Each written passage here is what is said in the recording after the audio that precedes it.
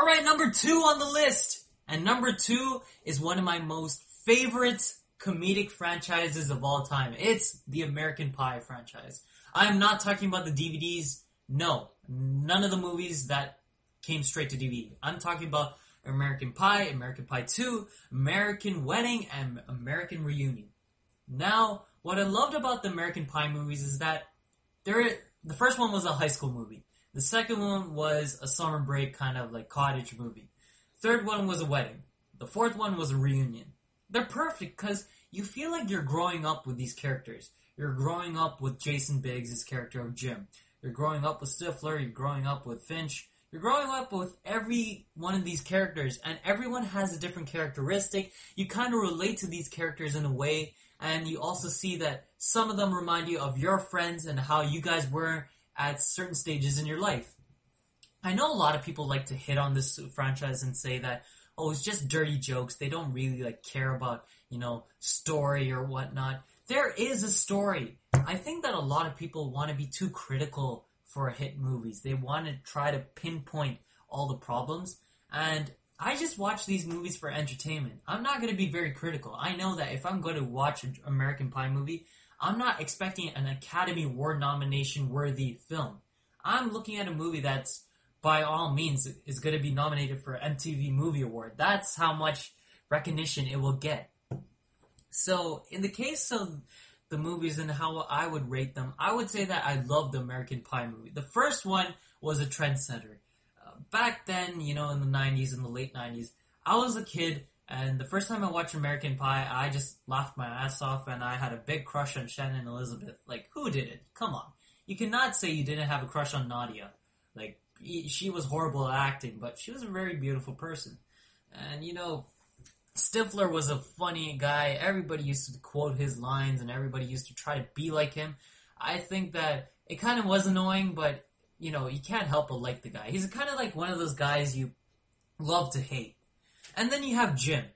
Jim, the thing about Jim Levenstein is that he's kind of like how an awkward kid would be, but he's trying to emphasize it so much more. Jason Biggs, I think the only reason why the guy's never going to become famous other than the American Pie movies is because not just the pie scene in that first movie, which is fucking hilarious. Even till this day, I still laugh my ass off when I see Jim's dad just go into the kitchen and just with that face sees what his son is doing to that pie. It just cracks me up every time. But I think the reason why Jason Biggs is never going to become famous anymore is because his character, he's pretty much like the Jesse Eisenberg of the 90s. He's going to be that awkward kind of talking fast kind of nerdy kind of guy. He's not going to be able to change his look. And whatever. I like these movies and I liked his character. He wasn't really great at acting, yeah, but that's the point. These movies are not supposed to emphasize on acting. They're trying to emphasize on how we were when we were kids, when we were teenagers, growing up as young adults, and then by reunion, they're pretty much growing up as mid-aged adults, And each one is going through a life crisis in the reunion. I think that it was perfect in a way, because you kind of see how the growth goes on for the first 3 movies, and then when you finally see them after almost 10 years in the fourth movie, you kind of see you feel old as well because you grew up watching these characters, and now that you're older, you're kind of looking at the screen and you're like, wow, I can't believe it's been almost 13 years since the first movie. So, it's fun while it lasted, I guess. A lot of people like to hit on these movies saying that they're just dirty jokes and all that. I know a lot of people say that Judd Apatow movies are not great. They're just fuck jokes and fart jokes all over the place. I guess everyone has a different sense of humor. I love that kind of sense of humor. The humor that is very crude, very up to the point, Stifler kind of humor. Fuckface? Something like that. I need that kind of humor in my movies. I can't see, the straightforward, just looking at a guy and just saying a line and trying to think that people are going to laugh. I can't laugh at that. I gotta see slapstick humor sometimes. And these 4 movies are perfect examples of what slapstick humor could be. I'm kind of sad that most of the actors in these movies haven't become famous. You know, Sean William Scott was famous for a bit, but I didn't really see him like gain in the fame. Like he's still a known person, and he's still like a supporting actor in some movies. But you know, it's kind of sad. You know, it's kind of like seeing your favorite actor, and then you see them picking bad movies after bad movies, and you're just thinking like, why are you doing that?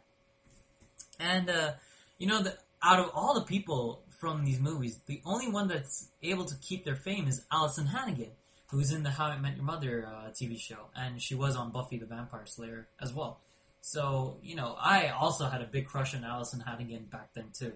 You know, the band Camp Girl, like, how can you go wrong with those lines? You know, whenever you watch these movies, it's not all about the experience. It's all about the memories you had when you first watched it.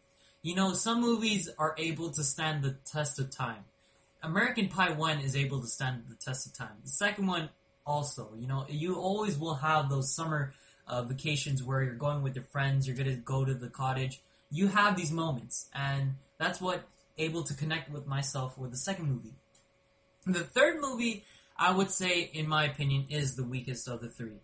I felt that they try to be too crude with the jokes at times. Like, they tried too hard to top themselves off. I think that's why the third movie kind of was a bummer, but it was still funny. And the fourth movie was awesome because it's kind of like reuniting everybody that you ever loved in your life, and you just see them all together, and everyone's just interacting with each other like they used to. And that's the great thing, you know, all these guys are not really famous people, so when you see them on screen again, it's like, oh, it's Finch, what was the other guy? Was it Paul or something? I forget, I'm sorry, but yeah. So when you see everybody back on the screen, it's like the good old times. You feel like you're older, but you feel young again. It's like seeing your friends after so long. You're just trying to interact with them again. So, yeah, so in my opinion, I love the four movies from American Pie. I love each and one of them with all my heart. Third movie, not so much, but you know, every movie franchise has a weak one. And as I said from the last video, I hated the third movie as well for Jurassic Park. So I guess I don't like third movies sometimes, but some franchises get it right. And so this is, I guess, the end of American Pie, the video. Well, I guess you guys can comment, like, and subscribe. Tell me how you guys felt about these movies. I know everyone has a different opinion. There are people that really love the American Pie movies, and there are the people that kind of shy away from that kind of comedy.